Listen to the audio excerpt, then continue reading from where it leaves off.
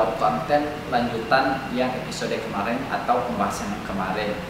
Ini masih seputar masalah jurusan kita di perkuliahan. Nah, saya sedikit mau sharing atau mau cerita ke teman-teman.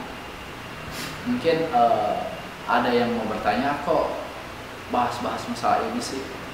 Nah, gini nih teman-teman, di lingkungan saya ini realita banget ya, di lingkungan saya dan banyak juga teman-teman saya yang bisa dibilang kategori mereka itu udah sarjana, tapi sarjana mereka itu hanya sebagai titel doang.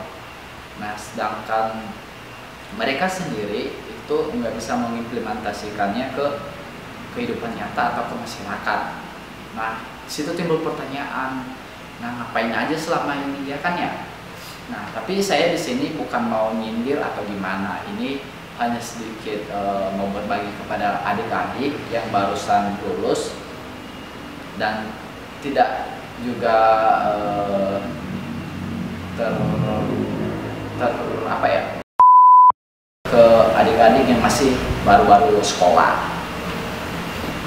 Nah, kalau seandainya kita mau bahas masalah jurusan, berarti ini kan yang menunjang karir kita ke depan.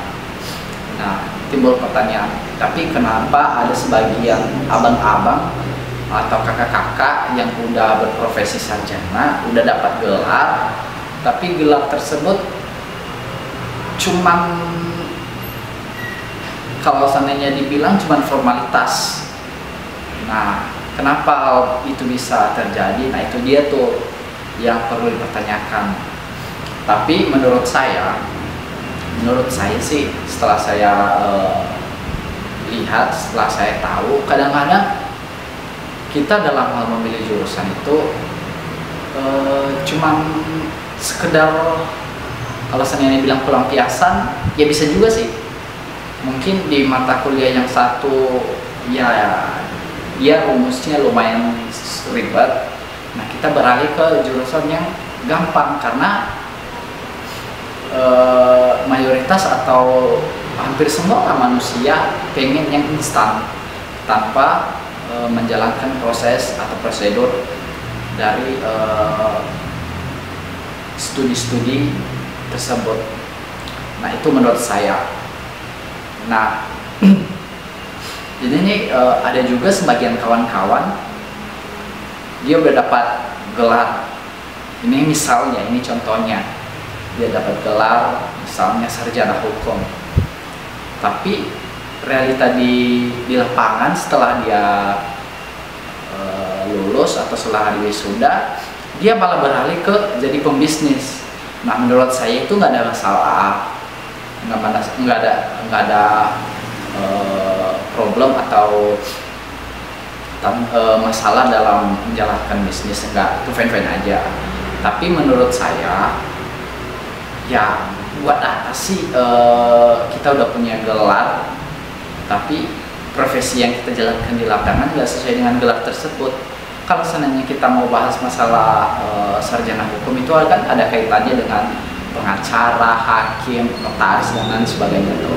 Tapi kenapa jatuh-jatuhnya ke bagian bisnis? Nah, itu jadi pertimbangan. Nah, kalau seandainya dia ngambil bisnis, terus dia juga jalankan profesinya sebagai sarjana hukum, yaitu balance menurut saya. Tapi kalau seandainya timbal balik, nah itu kenapa bisa terjadi? Nah, ini juga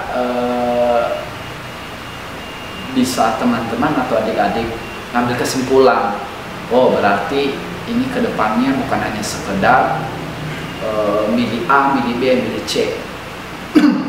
Karena jujur nanti ini menyangkut ke karir kita ke depan.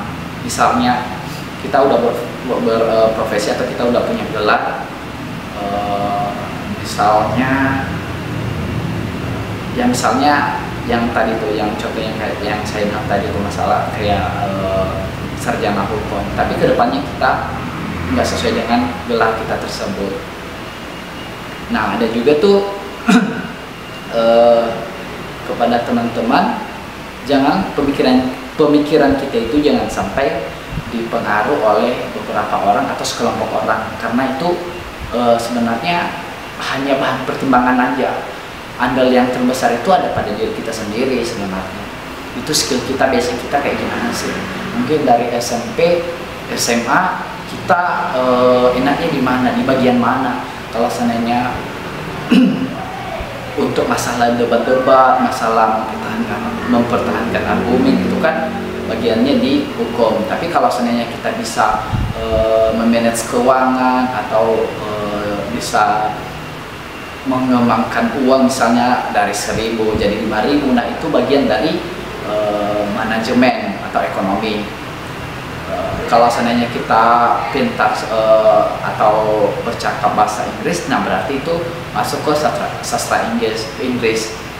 Terus kalau seandainya kita juga basic kita dari SMA, mungkin kita suka bersih-bersih, itu kayak ngobatin orang. Nah itu kan itu beda bidang lagi tuh. Nah sekarang andal terbesar itu ada ke tangan teman-teman.